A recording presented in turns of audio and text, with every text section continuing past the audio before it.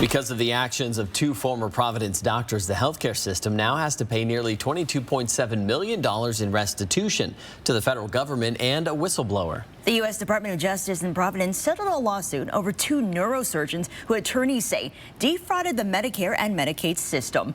Tonight at 6:30, Eleni Dow explains what else they did and how their actions hurt one Spokane woman. Allegations against two neurosurgeons at Providence St. Mary in Walla Walla came to light 2 years ago. As part of the settlement, the hospital system also admitted to offering incentives that paid doctors more for more complicated surgeries. The Department of Justice says those doctors then performed unnecessary surgeries and fraudulently billed federal health care programs. After 2 years of investigating, the DOJ settled with Providence, the largest health care fraud settlement in Eastern Washington history.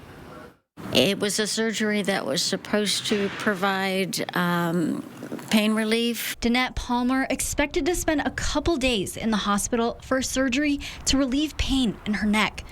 It turned into 2.5 weeks, and she ended up with a lifetime of pain. Went home with a feeding tube for 6 months.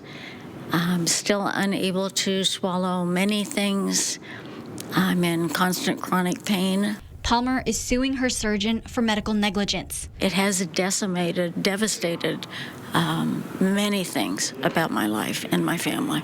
According to the Department of Justice, if Providence stopped that doctor from moving on to another hospital, it could have prevented others like Palmer from suffering the same fate. That doctor and another worked at Providence St. Mary, where the DOJ says they falsely billed Medicaid and Medicare for unnecessary surgeries. Providence paid the neurosurgeons in a manner that incentivized them to perform too many overly complex surgeries too quickly, despite being warned that it was endangering patient lives and safety. The DOJ says Providence knew about the allegations after other staff brought up concerns. Providence did an investigation, put those doctors on leave, but then they resigned. The settlement says Providence admitted to not reporting them to the proper people. It hurts our neighbors, our relatives, our coworkers, and friends. While this settlement doesn't specifically help Palmer, she's glad to see someone be held accountable. In a statement, Providence said, in part, quality and safety are its top priorities, taking any allegations relating to the quality of care very seriously.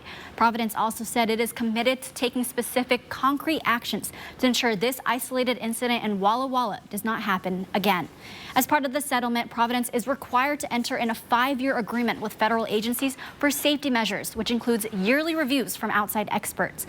As for the two doctors in question, the Department of Justice says one had his license suspended and the other is working in a different state. The DOJ said it has contacted other districts to let them know what happened in Walla Walla. In studio, Eleni Dow, 4 News Now.